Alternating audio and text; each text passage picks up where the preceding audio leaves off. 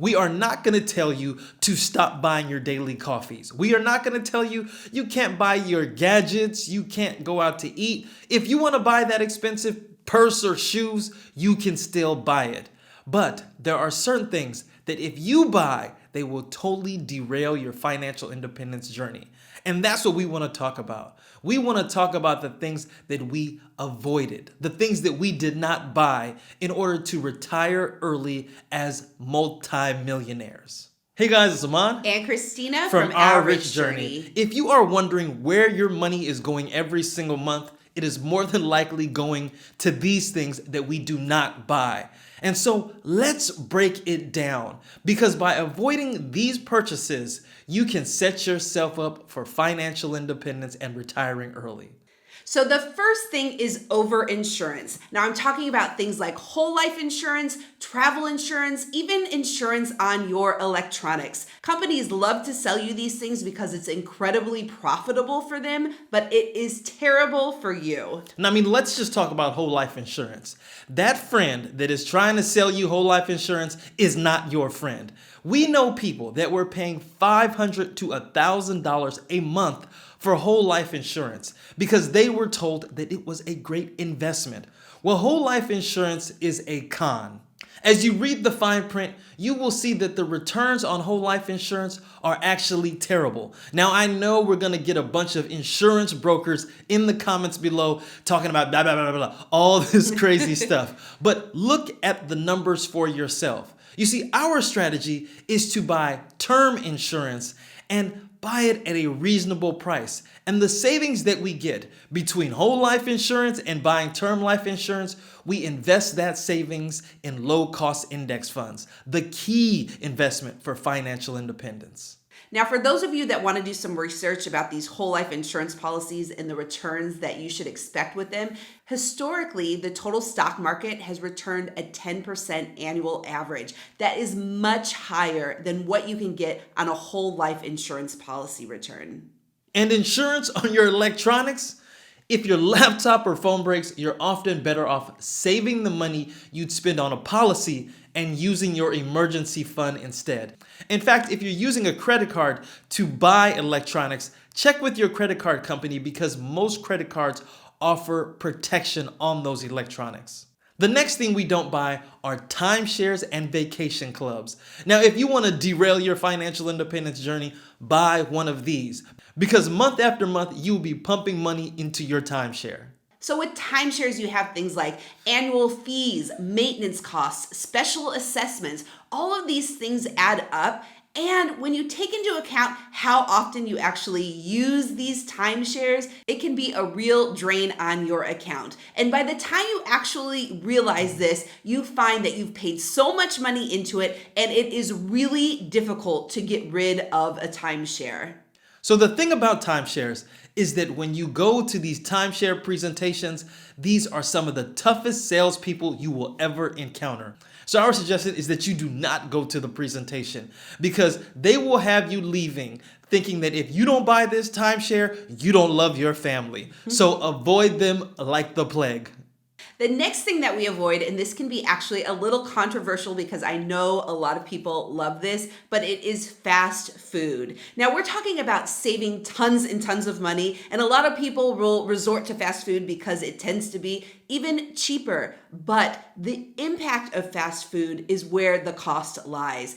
Fast food is so unhealthy that it can cause a lot of health problems that can inevitably lead to higher medical bills. So fast food and prepackaged meals are ultra-processed foods, and studies have been done time and time again to talk about how unhealthy these foods are. So by avoiding these types of purchases, we are making an investment in our health. And health is wealth. So if you can, try to look at this from the long-term perspective. Yes, fast food may be cheap and convenient in that moment, but it may cost you in the long run. The next thing we avoid are cheap and low-cost items. Now, we're not trying to be all foofy and fancy and things like that, but sometimes when you're cheap, it ends up costing you more in the future. Because cheap things tend to break sooner, tend to fall apart, tend to look bad after a while. But when you focus on buying things that are quality, you will have those items for a lot longer and they will not need to be replaced as often. So when we're talking about cheap, we're talking about cheap quality. Now, we love to get a good deal. So if we find low priced items that are good quality, we are all about purchasing those things. But the cheap products of poor quality, that's what we try to avoid. The next thing we avoid are those specialty kitchen gadgets. If you've ever been up late and you've been watching a home network shopping thing and they're talking about a special deep fryer or a pancake that makes butterfly shaped pancakes, all of these things that you've probably seen in your friend's house because their countertops are riddled with all of these kitchen gadgets that they've used once or twice. This is a very costly habit to avoid. So try your hardest to avoid buying these novelty kitchen items that you will really only use once. Next are convenience fees. So I'm talking about things like ATM charges or delivery charges. You know, things like when you order something and you want to get it as quickly as possible, so you pay that extra fee to get it to you quicker. It just requires a little bit of foresight and pre-planning where you can avoid these types of fees. Fees are the silent killer in so many aspects of your finances. Not only are there fees for deliveries and ATMs and all these different things like that, but when it comes to investing, fees are a drain or a drag on your returns. So you really want to watch fees because what can seem as such a minor or minuscule thing, those fees really add up. And so imagine instead of paying those fees, you were able to save that money and invest that money. You could certainly get to financial independence sooner rather than later. Now, I just want to talk about one convenience fee that a lot of people pay, but they don't consider it a convenience fee. It's the fee that you are paying to your financial advisor because you are not managing your own money. You see, on our channel, we are big about empowering you to do things yourself. And we think managing your finances is something that you can handle. I mean, you'll have to do it for a lifetime. And so for people that are paying a financial advisor to manage their money, they are paying a convenience fee because they don't want to take on that responsibility. Financial literacy is so important. In fact, if you guys want to learn more about investing for financial independence so that you can do it yourself, you should check out our 365 Days to Fire course.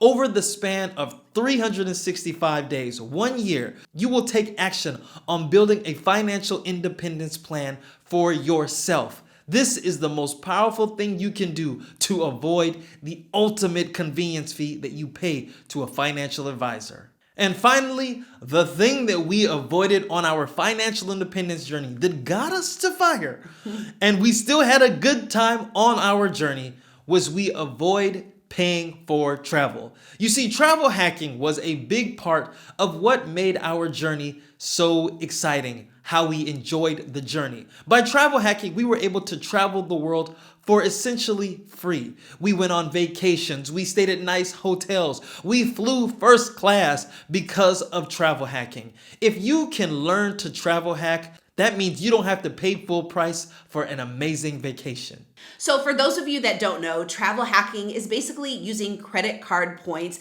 to get things like free travel, free hotels, even money back. If you guys are not familiar with this concept, we've actually done videos on it and how we are able to travel the world for free. We'll leave links for those videos in the description below.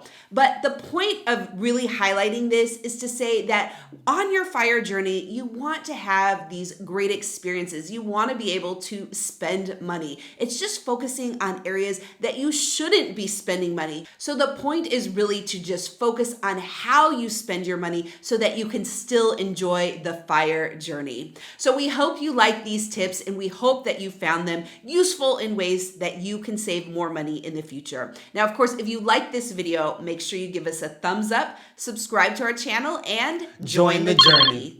Wait a minute, I gotta answer this. Hello? Yes.